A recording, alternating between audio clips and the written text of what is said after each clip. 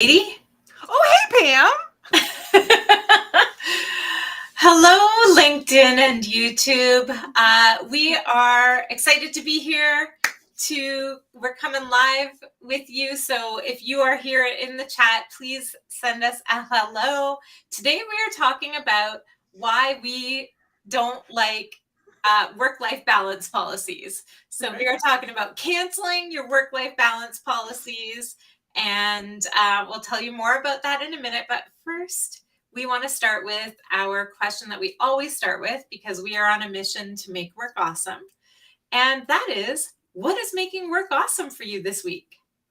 Katie, do you want to answer first? I was really excited about our new technology and being able tomorrow, we're inviting people to it and it's up and running and it's exciting and it's easy to use. And I am excited about that. And I'm excited that I'm wearing my new sweatshirt today. Yay! Yay! Happiness. Love it. Love it. Awesome. What about you, Pam? Yes, I feel like there are many things making work awesome for me this week. I have been, I was able to join a team coaching community of practice call Tuesday. Yeah, and I think that's the thing I'm going to pull out this week because it was awesome. Katie, I love team coaching. If you haven't heard of this, it is really coaching the system and the relationship of the team. And it is so powerful. And so in this session, we got to watch a master coach coaching a team. And it was wonderful and inspiring and just, helps me. What makes somebody a master coach? I'm not even sure what happens. But how do you get to put that in front of your name? I don't know. Coach, I'm a master coach. We'll have to ask, but he was masterful. So that's good. Excellent. So that's probably the thing that's standing out to me today. Cool. So if you are here with us on LinkedIn or YouTube, please let us know in the comments what is making work awesome for you this week. And we will watch for your chats. And we're going to dive into our topic for today, which is cancel your work-life balance policy. Yeah, that's very, very controversial. Yes. And so there's a bunch of things I need to say. One is, yes, I do not want people working all the time. So that is not what this is about. I do not believe in the 9 to 5, Monday to Friday kind of work atmosphere. I do believe that it is hard to achieve work-life balance. And I know everyone has different words for it, like work-life merge and work-life integration and all of these other things. Whatever you call it, we all know that many of us are working from home right now. And it is a lot harder to separate work from home life or external life when you are doing that.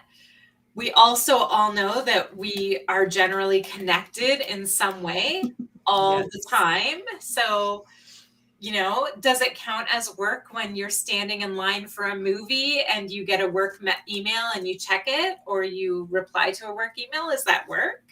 So all this to say, there is a merge, an integration, a flow of work and life in our lives today. So it is not that we disagree with taking breaks from work, right? Right. Or turning off work or doing anything that's good. Yes. Get away.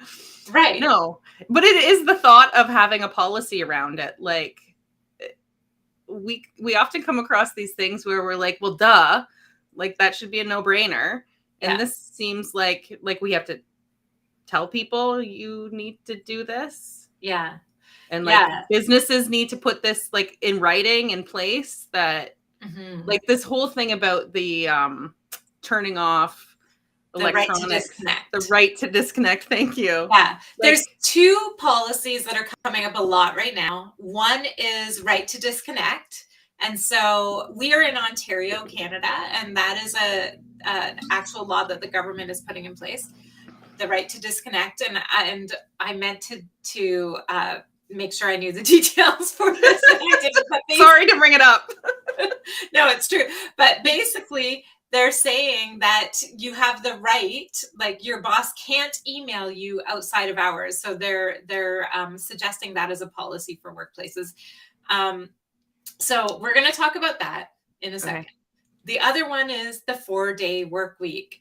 Yes. Really gaining popularity. Yes.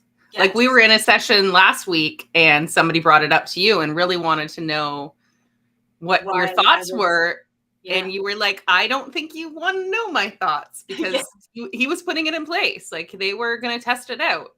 Mm-hmm. And this is a business that did some like crazy things last summer. Like you were saying, they shut down for shut down for the whole month of August, I think. So yeah. So they're doing some innovative things, but this particular client of ours is always innovating with culture. They are a great place to work. They really care about their people and have really really positive intentions to create some work-life balance for people. So he had said, like, you know, we're going to be part of this 4-day work week pilot thing. And I noticed that you had posted something a while back about saying you didn't agree with it. So why? And so I have a few reasons. Shall I dive in? Dive in. And why don't we I'd love to ask also for you, if you are here with us, is your company trying the 4-day work week? I would love to hear your thoughts, because we only have our own thoughts, but I'd love to hear yours. So this is getting a ton of buzz. They've been trying this they've been piloting this or doing this for probably a couple of years now in countries like France and Germany and Iceland. And so it is getting lots of buzz. It's working in many ways. It is allowing people to be more productive in many ways in some of these other countries. So there are lots of positive things happening with this 4-day work week. Here's my thoughts, though. First of all, I think the biggest thought is we are still focused on the wrong thing, which is people's time at work. Right. So if you have been kind of in our community for a while, you know that I was trained in results-only work environment. That is generally how we operate. We kind of have added different things from kind of the world of self-management and things like that. But we generally operate as a results-only work environment. Get your work done. We don't care when, how, where you're doing that work. And so if I want to take off a Thursday to go to a winery with my aunt and my mom and my sister and my cousin, I can. Yes. So could you. And just like, as long as I get my work done, it doesn't matter what hours I work. So because we focus on the work. Yes. That's what this does not do. This focuses on people's time at work. So we are stuck in this old paradigm of work equals time spent at work. And as long as you stick in that paradigm, you're not focusing on what really matters, which is just like allowing people to get the work done. So that's the first thing. The second thing is, this is like if you are looking at 4-day work week and thinking like, okay, we'll just work 40 hours from Monday to Friday and then take Friday off, then I'm super anti that, because 10 hours of work does not a productive person make. No. Like 8 hours is hard to like. With like a lunch, so there you get your 1 hour break of lunch. Right. Katie, you worked in an environment like that, right? I absolutely have. Yes. Yeah. Right. Where it's like 9 to 5, you have an hour for lunch, or, and you're like expected to, and I worked in that environment as well. Clocking out. Yes. Yeah. It's a very strange place to be, especially if you're an overachiever like me and can get all of your work done quickly. Yeah. And then you're like scrolling the internet, or, just coming up with more work for yourself a lot of the time too, like putting more on your plate just to fill the time. And Yeah. Yeah, it's Yeah. not. It's It not fun. is Parkinson's law states that work expands to fill the time allotted. And as we've heard from companies who have switched to a 4-day work week, so these and these are companies that aren't doing 10 hours a day, they're doing the 8 Yep. hours Monday to Thursday and taking Friday off. As we're hearing from them, they're saying like, oh, I can get all my work done in that time. Like, no shit, Sherlock. Like, because if you had given people the autonomy to finish their day when their work was done, or to like finish their week when their work was done, they could have actually done that earlier. You don't have to mandate 4 days to people. Right. So that's what we're like, that's what. And who mandates what day you get off? Like, say I want a Wednesday off. Is that not allowed? But they can have Fridays off. Yeah. Like, it's just, there's so much complication behind, like, there's no one size fits all for anybody. There's no one size fits all. Like, I keep on like thinking about the world of work being the last place of innovation, right? Like, we have innovated technology so much. We've innovated, like, you can go onto a website and design your own clothes and order them. Because we have made individualization a thing that we can do in every aspect of our lives, except for work. Yeah. In so many companies, right? So there's no one size fits all. This is still a superior. So someone at the head of the company is going like, we are all going to work 4-day work weeks now, and like, don't you love us? Yay! Aren't we great? Yeah. So, and you know what?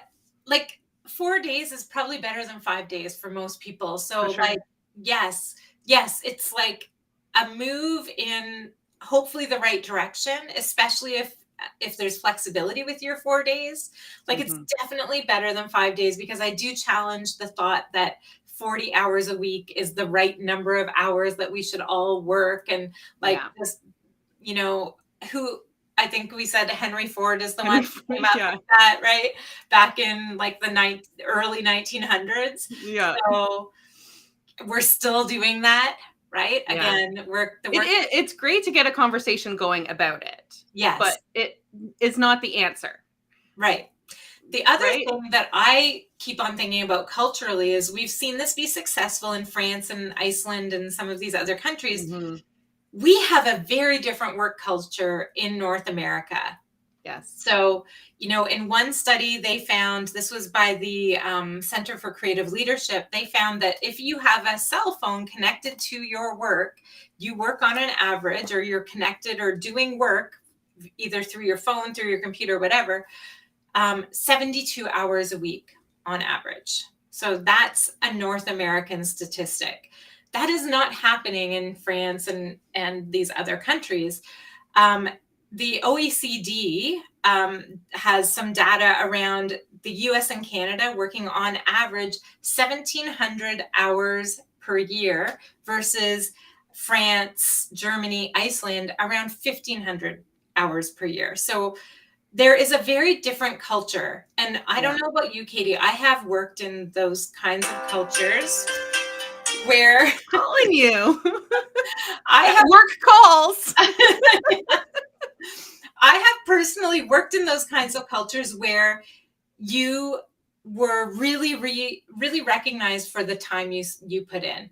And you could almost see visually on people, like the badges, like, I worked all weekend. I missed my son's recital to get work done, because that was what was celebrated and reinforced. So if your culture reinforces time spent, and this is often well-meaning, right? We give someone recognition, like, Katie, everyone, I want to recognize Katie. Thank you so much, Katie, for putting in extra time and spending time all weekend to get that project done. What we're reinforcing is the time Katie spent, not the way she thought about the project, not the results she got with the project, not the behavior that she maybe demonstrated in working with her colleagues on the project. We so often are recognizing and reinforcing time rather than the things that really matter and the things that we want to reinforce and, you know, see repeated. Yeah. So And then there's that whole trade of time too. Like, you know, I worked in a place where I would go and do community events. And so if I went to a community event for an hour, then I was allowed to leave work an hour early, or I could bank them and then say, and like, here's the 4 hours of community service I did. May I have the afternoon off, please? It was ridiculous. It was like, it was just a strange trade-off to say, okay, well, I'll work this, but you know, I was still getting my work done. I should have been able to freely go about my time, and it didn't happen. So we see trading of hours a lot. It's kind of like a lot of companies have the summer Friday afternoon off policy, but you had to work the extra like half hour or hour a day leading up to Friday, so you get the afternoon off. And I was always like really, like, my companies that I worked with had that, but the culture was such that everyone just was always working, that people were at work until like 7 or 8 at night and still felt like they couldn't take the Friday off because like it was just this culture. And by the way, we were not productive and effective for all of those hours. It was just that you really started to like, it was such an expectation. And it's like embarrassing for me to even think about this, but it was so toxic that it permeated all parts of the organization.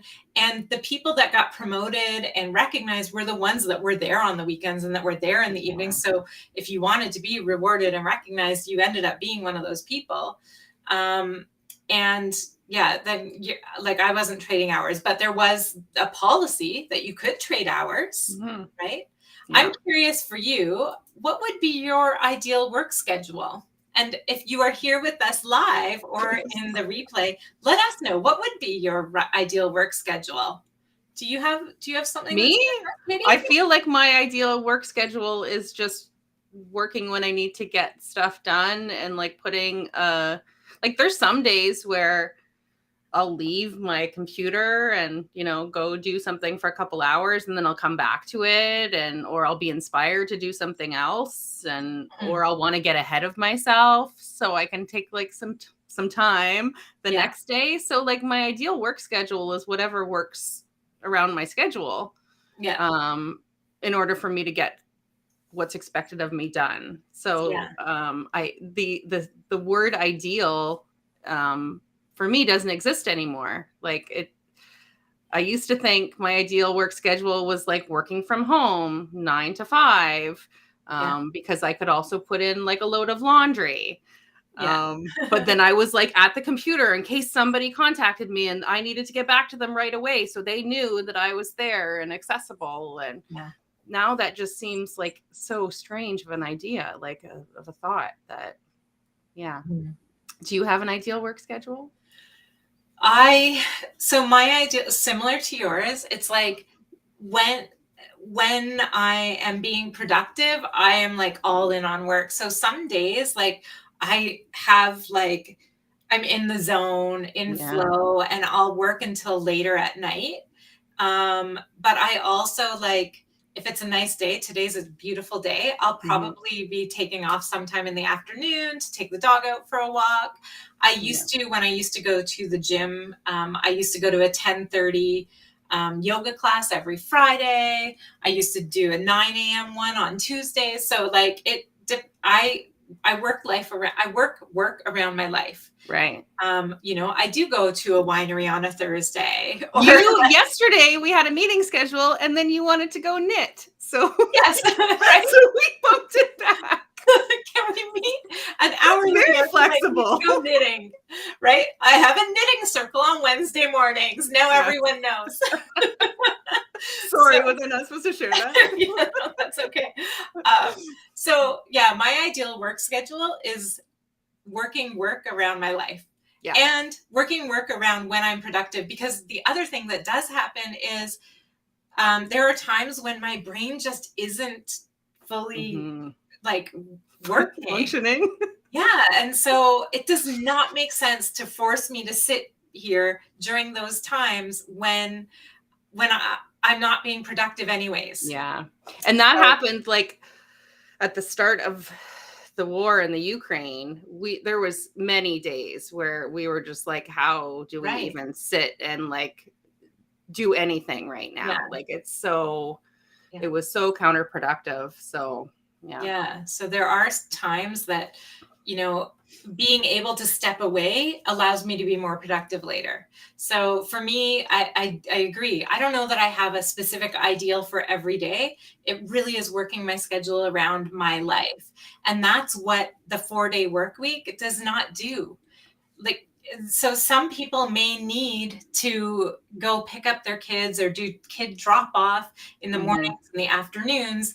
And so if I'm told I have to be working 9 to 5, Monday to Thursday, I'm not able to do that, right? So rather than mandating one size fits all for everyone, this is why we don't like the 4-day work week. And I'm seeing Natasha, hello. It's taken me months of working solely for myself to move past 9 to 5. Now I work as needed. Yeah. I don't calculate how many hours that is per week. Exactly. Right. You know, it's like the work will always be there. I know this is one of the things that does come up. The work's like, I feel like I could work forever. Right. No, like work when you're productive, get the stuff done. You know, the work is still going to be there. Make sure you know what your deadlines are. Be clear about priorities what the priorities are, what the objectives are. Meet those and work around your schedule and let everyone do that. Because here's the other thing. Again, I'm going back to that superior kind of subordinate relationship. So in something like the 4-day work week, where the superiors of the organization are mandating a 4-day work week to everyone, my guess is the superiors of that organization already had all the flexibility they wanted. Right. I have worked in organizations where it was like a 9 come and go as they please. Right. And like, yeah, they're going, like, I remember having a doctor's appointment, but I had to take the whole day off because you can't just take like an hour off to go to a doctor's appointment. The executives are going in and out of the office whenever they want. They're going meetings. So meetings. Like going golfing. Like I worked in one organization where this is not even a lie or a joke. My president had someone else in another department of the company come over and take a photo of our area. It was an open office. Had someone take a photo of our area in the open office every Friday, because it was summer hours Fridays, to see who was still there. So when I talk about cultures that reinforce time at work and why you have to change your whole culture if you expect to have like a 4-day work week actually work for your people. This is the kinds of things that actually happen in organizations. Like it actually happened in my organization.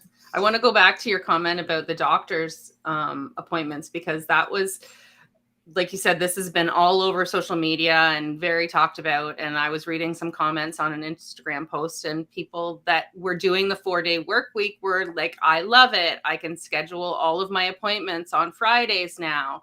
Could you imagine having to like call your doctor or get your hair cut every, like, you know, that it's got to be a Friday because that's the only time that you have the freedom to do so, rather than like, I'm sick and I need to see my doctor today or the next day. It seems silly. I was like, I imagine that like when you're somebody that's expected to do 9 to 5, then absolutely having that extra day to get stuff done.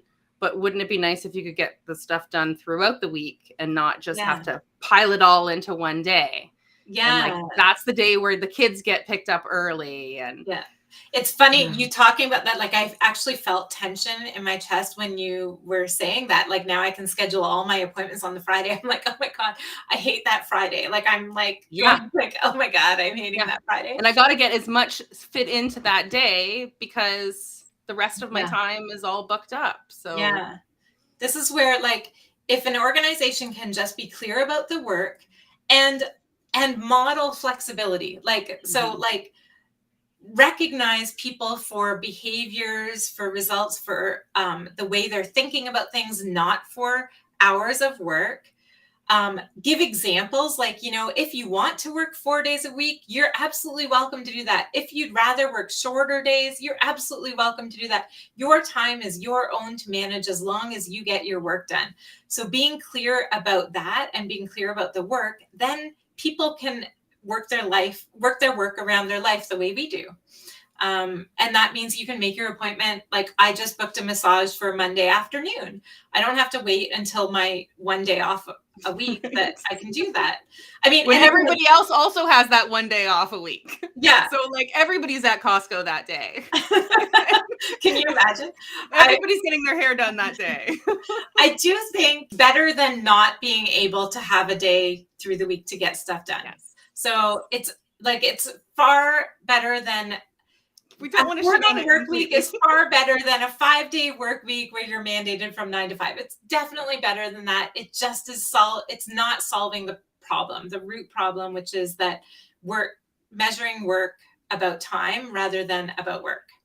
So what advice would you give to people? Sorry to cut you off. What advice would you give to people that say, like, I trust 8 of my employees to do that, but not 2 other employees? Like I've got a team where like I know that I can trust those people, but those other people are like they need more structure and they like what would you recommend for a business like that? So my first question is, why do you have people on your team that you don't trust? Because okay. The Great Resignation. We're just, we're hanging on to them because right. It costs too much to hire new people. Okay. So like here's what I would say. Make sure you are being really clear about what's expected about them. Offer them support or tips, because it is, I will say, some people, and you probably felt this, I know I felt it, Natasha just said that she felt it when she first started working from home, like figuring out how to balance your schedule and like how to manage that can be difficult for people, right? So being clear about your communication, like what's expected from a communication standpoint, what the work is and what they need to accomplish, lots of clarity conversations. If they're not getting the work done, then you don't say, okay, you have to be 9 to 5 Monday to Friday or whatever. Then you say, okay, what got in the way of you getting your work done this week? What is the real challenge here for you? What kind of new habits or behaviors can you practice to help change that, right? You're going to coach them to be results oriented and get the outcomes. You're not going to mandate a back to work, because whether they're in the office or at their computer 9 to 5 or not, that's not solving the I don't know how to get my work done problem. Right. So we're usually solving, and it doesn't solve the trust problem either, by the way. Like that, just because I'm sitting at my desk for 8 hours doesn't mean I'm going to trust you more. So yeah. It makes no sense. Again, you're solving the wrong problem. If you don't trust your employees, then, we often use the example of the trust jar, right? We're adding marbles to the jar all the time. So I would be having a conversation with my team about like, hey, with my team member saying like, I noticed this, the impact it has is that I'm losing trust in you. What can we do to make that better? Right? Like, let's be clear and honest about what's actually happening and not just mandate a solution for a problem that isn't the problem. Yeah. Now, I do want to talk about the right to disconnect thing. Okay. Because I also believe that everyone has a right to disconnect from work. Absolutely. Like, you should not feel like you have to be checking your email or your Slack or whatever it is every moment of the day, for sure.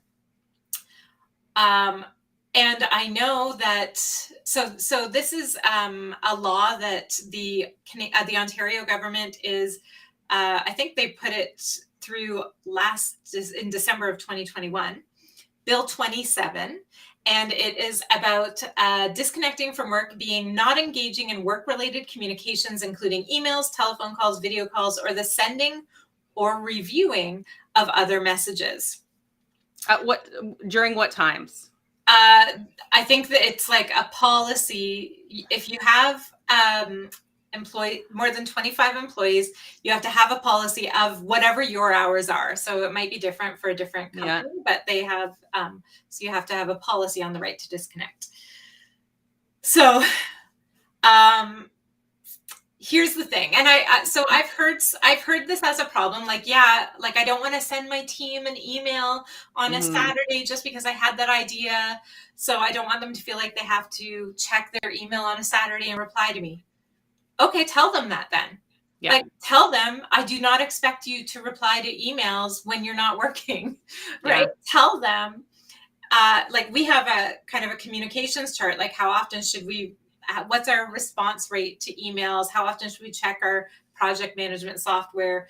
We have one urgent way of communicating. So if something really urgent comes up, we text each other. Other than that, you should never feel like you have to be always on. I hear some people saying, well, I'll just schedule the email to go out at another time. Yeah. So, and again, we're doing the wrong things here. Like, what if, Katie, you decided you want to take off Monday and Tuesday next week, so you're going to work on a Saturday, but I schedule my email to go out on Monday because I don't want to bother you on a Saturday, and that's when I had the idea. Yeah. And now you're not going to get the email until Wednesday, and it's too late. We've missed the opportunity to implement that. Right. Absolutely. So like this whole idea of it's all again, managing other people's time, letting people instead being clear what your expectations are and being human about it and having a coaching conversation if they're not met, but not mandating time, not mandating when we don't send emails, like just being clear about what you expect when an email is sent. And this is, again, goes to that whole culture conversation we were having, because if your culture doesn't support the fact that I don't have to reply to your email on a weekend, then you're going to fail in this anyways. So all of these shifts, whether it's right to disconnect, 4-day work week, they are all bigger cultural shifts. They are not just like implement a policy and now we're going to have work-life balance. That is not the way it works. I have worked in an organization, by the way, same president who had the photos of us being at work on a Friday, also came to me one time and said, so-and-so on the team did not reply to my email for 3 hours on Sunday. On Sunday? Whoa. Okay. Yeah. And he's like, I need you to have a coaching conversation with him. I was like, I am not coaching this manager on responding to your email on a Sunday within 3 hours. Like, he has a life. Like, why? What was so urgent? Well, I had some things to talk to him, but like, if you're creating expectations, all of your emails are urgent, and like, this is so toxic. So again, culture shift. And so you're meeting with Patricia next week, meeting with her, you're doing your LinkedIn Live, and she's got something on her email signature that says, you know, I might not work the same hours as you. Please don't feel it necessary to respond to my emails right away. And it was like the first time that I'd seen that kind of on a signature, but it was perfect. It was like, absolutely. I don't feel obligated because you said that. Thank you for being clear with me. That you don't expect a response right away. That's awesome. Yeah. Great example. That's Patricia Regier. I will be LinkedIn living with her next week, all about her book. Look it. There it is. Online shift. I happen to have it right in front of me. I'm just saying, Natasha, the 4-day work week doesn't work for shift workers either. Right. It is more corporate setting focused. Absolutely. Oh, let's just talk about shift workers for a second, because this is also a pushback I get often about we can't have flexibility, or people can't have the autonomy over their schedule. And so I will share one example from my life in retail. So my background in the corporate world was like restaurants and retail organizations.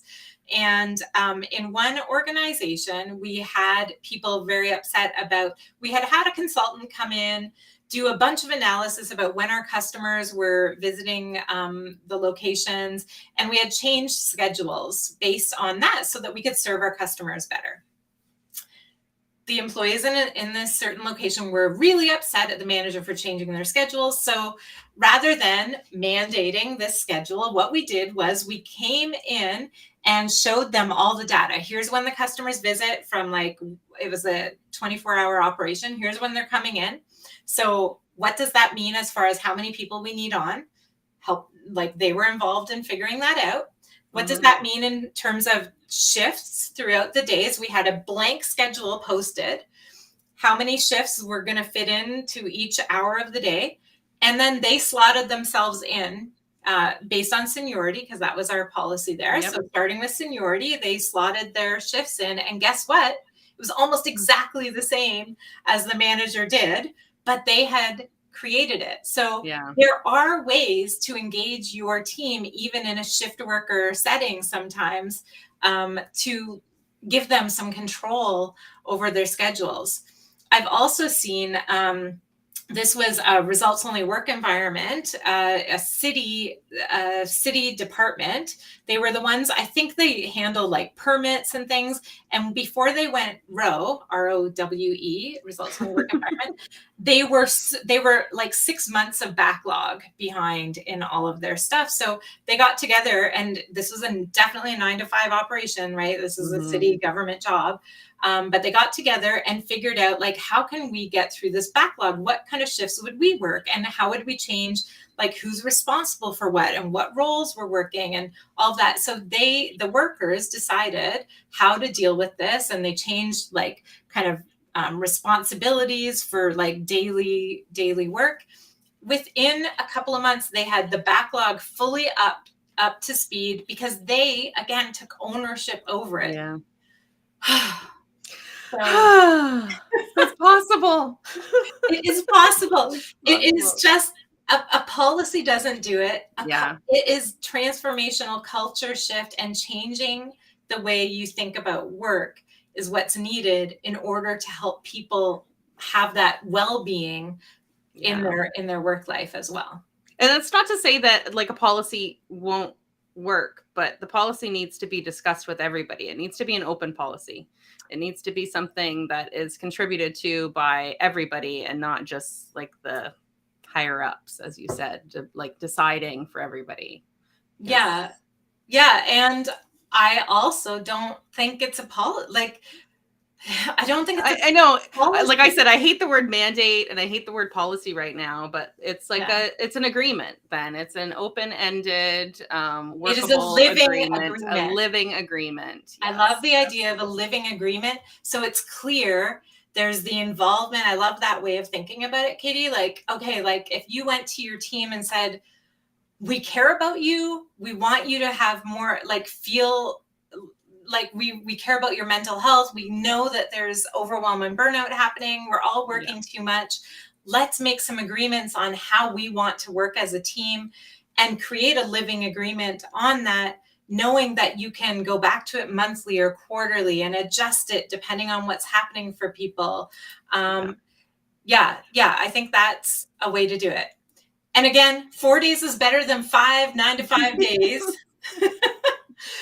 But it could be any 4 days. You could work Saturday, Sunday, Monday, Tuesday, and then have time at the end of the week. Sure. Yeah. Make it flexible. We just believe in not mandating one size fits all for everyone, especially when it comes to work-life balance.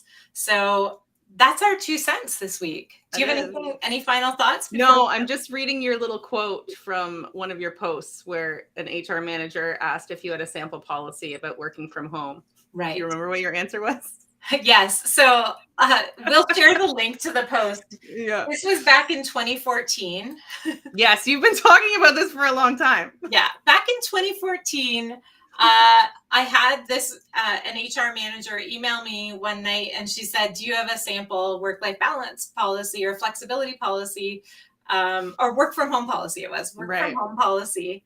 And I replied and said, do you want something more than get your work done, do it from wherever and whenever you like? Because that's what it should be. Like, work from wherever, get your work done. Because if you're mandating where or when people are working, you are focusing on the wrong thing. Yeah. We live our whole lives. Doug Kirkpatrick, who was in relation to Chris Kirkpatrick from NSYNC? I'll have to ask him. He's in California. You never know. Maybe. So Doug Kirkpatrick, who was part of Morningstar, which is a tomato processing company. So they make canned tomatoes. You've probably eaten their tomatoes if you've ever had a can of tomatoes or tomato sauce. Morningstar is a self-managed organization, and Doug does a lot of consulting for self-management and has written a book called Beyond Empowerment.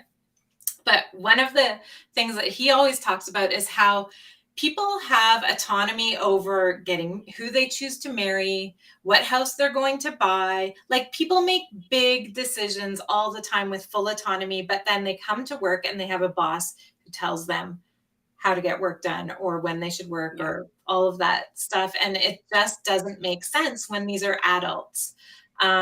So that's where I'm coming from. Like, all of the mandates, if you are hiring great people, you're being clear about your expectations, you're being a human and having good conversations and communication, you have clear agreements, you shouldn't need a policy around work. If you care about your people, let them get the work done how it works best for their life. Yeah, which she said. Yeah. So we will share the scrap your work from home policy link.